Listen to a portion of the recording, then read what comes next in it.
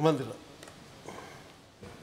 Thank you, Mr. Deputy Chairman, for this opportunity to say a few words at this very important adjournment debate. I thank the Chief Opposition Whip to have brought this timely motion for debate today in the House, and the Speaker and the Cabinet of Ministers to have also decided to put off the business for the day and take up this matter for debate. Let me first express my sorrow towards all who have suffered at the hands of violence that have been unleashed. My condolences also to the families of the two persons who have died.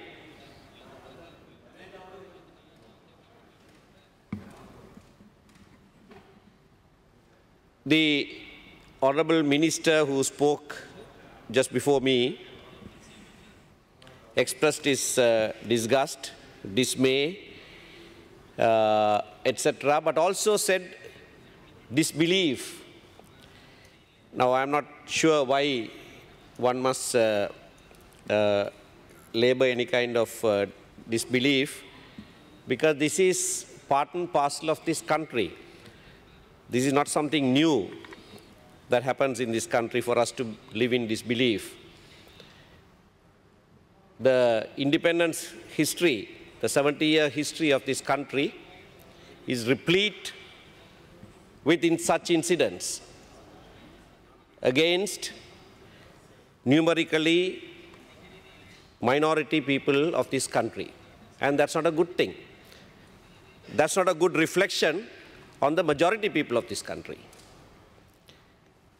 That those who are numerically inferior have to suffer violence like this periodically, and that at such instances impunity reigns. The proposer of the motion made mention of many previous incidents in the history of this country. And when I listened to him,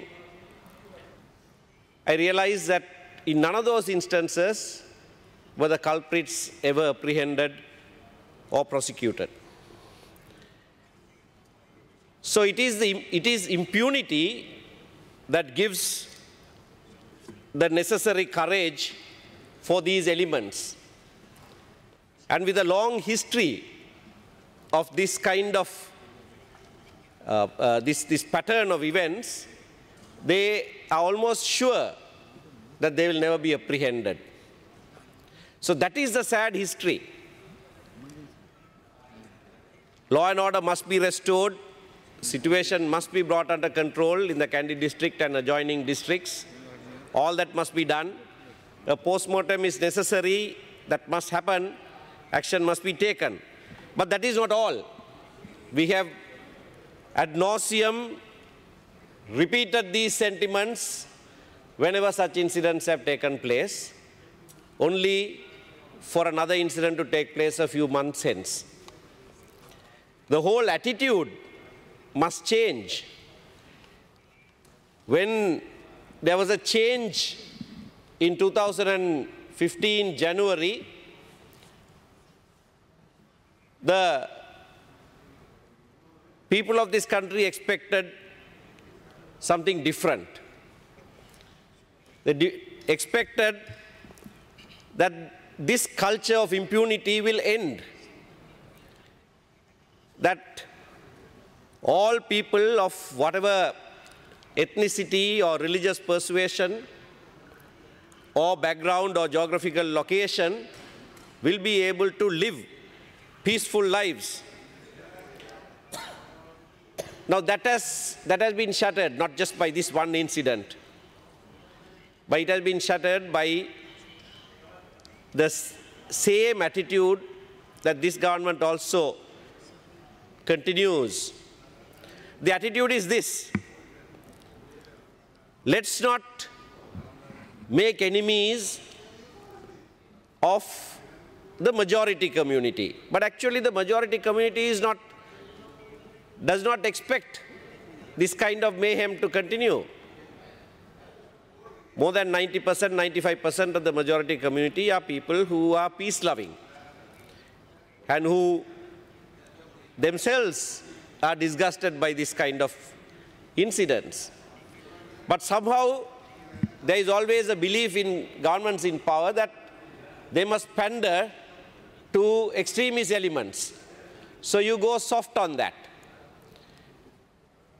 When we raise issues of accountability, immediately the government backpedals. Government thinks if you do that, they'll become unpopular. That's far from the truth. It is such impunity, I repeat, that gives rise to incidents like this. People who think we are of the majority community, the moment we invoke Buddhist sentiments, the moment we invoke Sinhala sentiments, we are safe. And they have been proved repeatedly, time and again. And that is the disgustful thing. That is the shame that has come upon this country, even on this government, which pays lip service to various principles of ideals, but nevertheless behaves in the same way. And I say this because it is the result of the local government election and the perception that extremist elements are now on the rise that has made this government to go into a shell. The government is not able to stand up and do the right thing. The government thinks, oh, we are losing the majority support.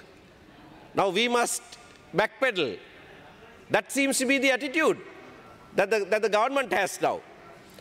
If this goes on like this, there will never be a change. The fundamental belief that one must pander to extremist elements within the majority community must change. Until that changes, the other communities in this country will never be able to live with dignity, will never be able to say that we are equal citizens of this country, will never have the confidence that their lives will be protected. I'm glad the Chief Opposition Whip brought out all of these issues, but then he is in the opposition. And they have always been in the opposition. Oh no, a brief interlude of a failed experiment in the government. But I compliment him for the sentiments that he expressed. Unfortunately, that kind of spine seems to be lacking in the government today. It is not there in the president, nor in the prime minister, or in any of the cabinet ministers. If you can't stand up, if you can't stand up for the right, and if you can't stand up for communities within your country that are numerically inferior, you have no right to govern this country. Thank you.